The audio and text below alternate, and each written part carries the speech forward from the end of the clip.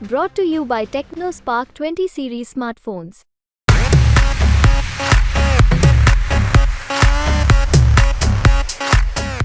नमस्कार, आप देख रहे हैं बिहार तक। मैं हूं आपके साथ सुकन्या सिंह।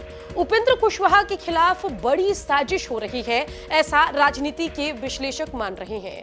बता दें कि बिहार एनडीए में सीट शेयरिंग के बाद बड़ी मुश्किल से उपेंद्र कुशवाहा को एक लोकसभा की सीट मिली और साथ में बड़े नखरे दिखाने के बाद एक एमएलसी सीट मिली। काराकाट सीट मिलने के बाद उपेंद्र कुशवाहा ने तय कर लिया कि यहां से वो चुनाव खुद लड़ेंगे, लेकिन इसी बीच पवन सिंह ने काराकाट से चुनाव लड़ने का ऐलान कर दिया, जिसके बाद बिहार में सियासत तेज है। सोशल मीडिया पर पोस्ट करते हुए भोजपुरी पावर स्टार पवन सिंह ने दावा कर दिया कि वो काराकाट से चुनावी मैदान में उतरेंगे। बता दें कि पवन सिंह बीजेपी के मेंबर हैं और बीजेपी ने अपनी पहली सूची में पवन सिंह को आसनसोल से उम्मीदवार भी बनाया था। पूरे मामले पर पवन सिंह के काराकाट से चुनाव लड़ने पर बीजेपी चुप्पी साधे हुए है और उपेंद्र कुशवाहा परेशान है। अब पूरे मामले पर राजनीतिक विश्लेषक ये मान रहे हैं कि बिहार में छोटी पार्टियों को समाप्त करने की एक बड़ी साजिश बड़ी पार्टी कर रही है। क्या कुछ कहना है राजनीतिक विश्लेषक का, जरा सुनिए। देखिए, वाकई क्षेत्रीय दलों के सामने बड़ी चुनौतियां हैं। आपने देखा होगा कि बिहार में पप्पू यादव ने अपनी पूरी पार्टी जन अधिकार पार्टी का विलय कांग्रेस में कर लिया और कांग्रेस उन्हें एक अदद टिकट तक नहीं दे पाई। पार्टी का अस्तित्व समाप्त हो गया। अब देखिए, उपेंद्र कुशवाहा जी की अपनी पार्टी है और उपेंद्र कुशवाहा जी की पार्टी को एनडीए में क्या मिलता है? सिर्फ एक सीट, और उस एक सीट पर भी भारतीय जनता पार्टी से उनका गठबंधन है और भारतीय जनता पार्टी के ही नेता पवन सिंह निर्दलीय उम्मीदवार हो गए हैं। पवन सिंह को भाजपा ने बाकायदा टिकट दिया था पश्चिम बंगाल के आसनसोल से। तो ऐसा लग रहा है कि बड़े राजनीतिक दल कुछ बड़ी साजिश कर रहे हैं। आप देखिए, पशुपति पारस की पार्टी का क्या हुआ? पार्टी ही क्या जो चुनाव न लड़े, चुनाव से ही बाहर कर दिया भाजपा ने उनकी पार्टी को। लोजपा को दो टुकड़ों में कर दिया गया।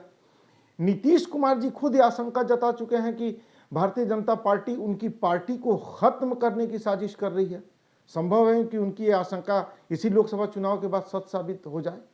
तो क्षेत्रीय दलों के साथ अभी बड़ा संकट दिख रहा है और इसके पीछे लग रहा है कि राष्ट्रीय राजनीतिक दलों की अपनी एक सोच है। बता दें कि अभी तो उपेंद्र कुशवाहा के साथ खेल चल ही रहा है। कुछ दिन पहले पप्पू यादव के साथ भी एक बड़ा खेल हुआ, जिसमें जन अधिकार पार्टी का कांग्रेस में विलय करा लिया गया और पप्पू यादव को आश्वासन कांग्रेस ने यह दिया कि पूर्णिया से उनको महागठबंधन का टिकट मिलेगा। लेकिन पप्पू यादव को महागठबंधन का टिकट भी नहीं मिला, जिसके बाद स्थिति ये बन गई कि पूर्णिया से निर्दलीय पप्पू यादव चुनावी मैदान में उतरे।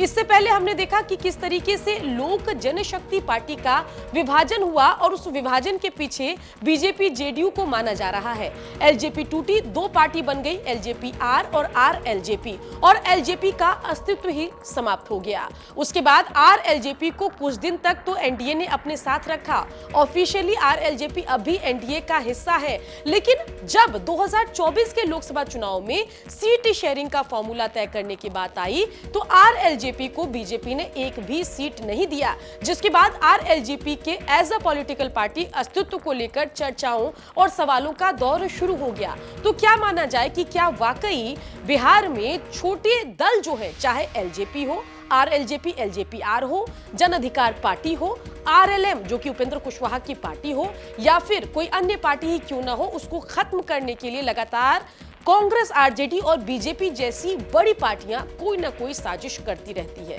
फिलहाल स्थिति देखकर तो यही लगता है। अब देखना होगा कि पवन सिंह ने जो बड़ा ऐलान काराकाट से चुनाव लड़ने का किया है, उस पर बीजेपी क्लैरिटी कब देगी। बिहार की खबरों के लिए आप देखते रहिए बिहार तक।